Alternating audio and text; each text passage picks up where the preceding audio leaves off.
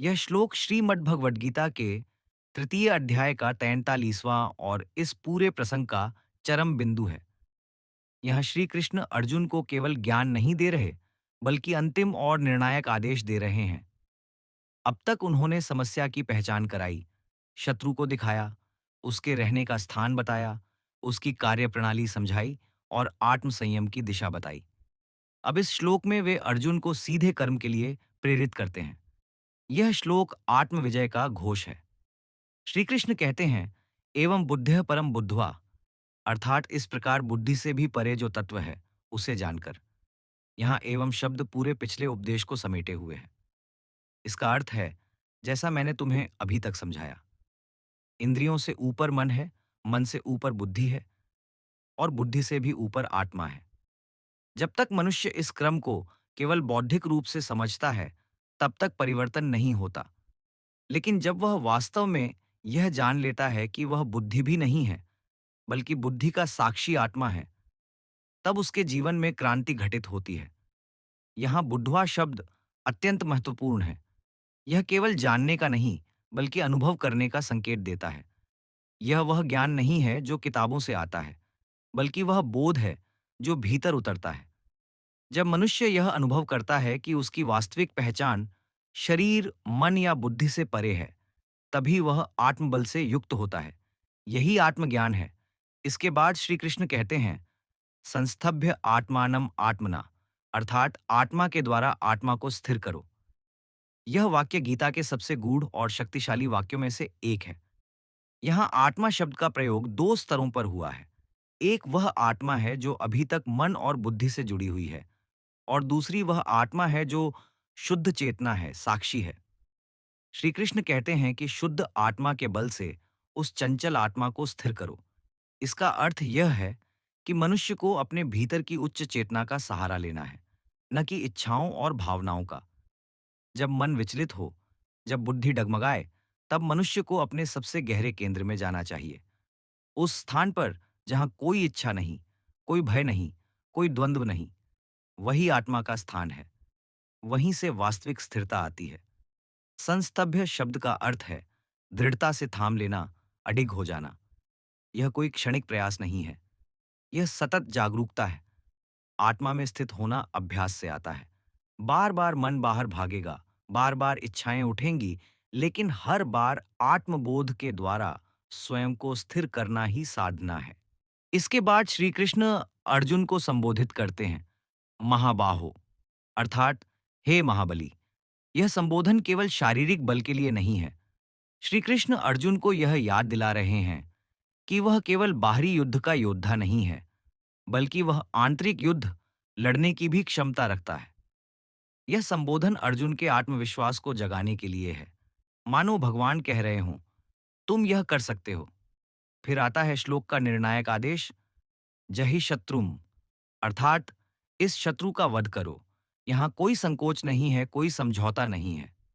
श्री कृष्ण स्पष्ट कहते हैं कि इस शत्रु को समाप्त करना ही होगा, क्योंकि जब तक यह शत्रु जीवित है, तब तक आत्मा की स्वतंत्रता संभव नहीं है। यह शत्रु कौन है? श्री कृष्ण स्वयं स्पष्ट करते हैं, काम रूपम दुरासदम, अर्थात काम के रूप में प्रकट होने वाला, जिसे जीतना अत्यंत कठिन है। भगवान यह स्वीकार करते हैं कि यह शत्रु सरल नहीं है। दुरासदम का अर्थ है जिसे जीतना कठिन है, जो आसानी से पराजित नहीं होता। यह स्वीकारोक्ति साधक को निराश करने के लिए नहीं, बल्कि उसे यथार्थ के लिए तैयार करने के लिए है।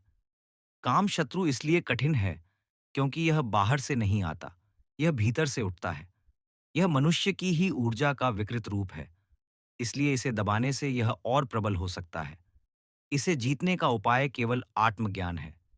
जब आत्मा में स्थित होकर देखा जाता है, तब काम स्वयं ही अपनी शक्ति खो देता है। इस श्लोक की गहराई यह है कि श्री कृष्ण यहाँ आत्मसंयम और आत्मज्ञान को अलग-अलग नहीं करते। वे कहते हैं कि आत्मा को आत्मा के द्वारा स्थिर करके ही काम का वध संभव है। न केवल इंद्रिय निग्रह से, न केवल मनोबल से, बल्कि आत्मबोध से। यही गीता का विशिष्ट मार्ग है। यह श्लोक यह भी स्पष्ट करता है कि काम का नाश बाहरी त्याग से नहीं होता। जंगल जाने से, संसार छोड़ने से या इच्छाओं को जबरन दबाने से काम समाप्त नहीं होता।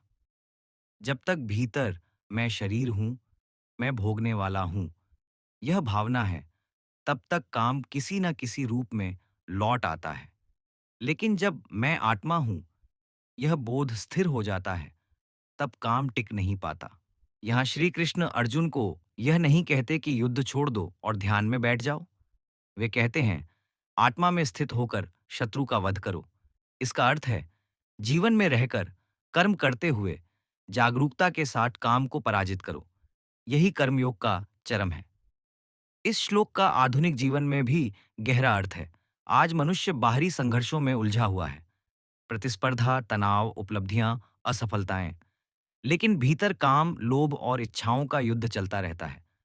जब तक यह आंतरिक युद्ध नहीं जीता जाता, तब तक बाहरी सफलता भी अशांति ही देती है।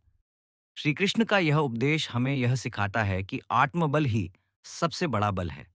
बाहुबल सीमित है, बुद्धिबल सीमित है, लेकिन आत्मबल असीम है। जब मनुष्य आत्मा में स्थित होकर जीता है, तब वह परिस्थितियों का दास नहीं रहता। तब काम, क्रोध और मोह उसके निर्णयों को संचालित नहीं करते। इस श्लोक में एक गहरा आश्वासन भी छिपा है। श्री कृष्ण कहते हैं कि शत्रु कठिन है, लेकिन असाध्य नहीं है। यदि आत्मा के द्वारा आत्मा को स्थिर किया जाए, तो यह शत्रु भी पराजित हो सकता है। यही गीता का विश्वास है, यही उसका उत्साह है। अंततः यह श्लोक पूरे तृतीय अध्याय का सार है। यह अर्जुन को कर्म के लिए, आत्म संयम के लिए और आत्मज्ञान के लिए तैयार करता है। यह मनुष्य को उसकी वास्तविक शक्ति का बोध कराता है। जब मनुष्य जान लेता है कि वह बुद्धि से भी परे आत्मा है और उसी आत्मा के बल से अपने भीतर के शत्रु का सामना करता है, तब वह वास्तव में मुक्त होता है। इस प्रकार यह श्लोक केवल एक उपदेश नहीं, बल्कि एक आह्वान है। जागो, स्वयं को पहचानो और अपने भीतर बैठे उस शत्रु का साहसपूर्वक वध करो, जो काम के रूप में तुम्हें बांधता है। यही गीता का अंतिम संदेश है। यही आत्मविजय का मार्ग है। धन्यवाद। जय श्री कृष्ण।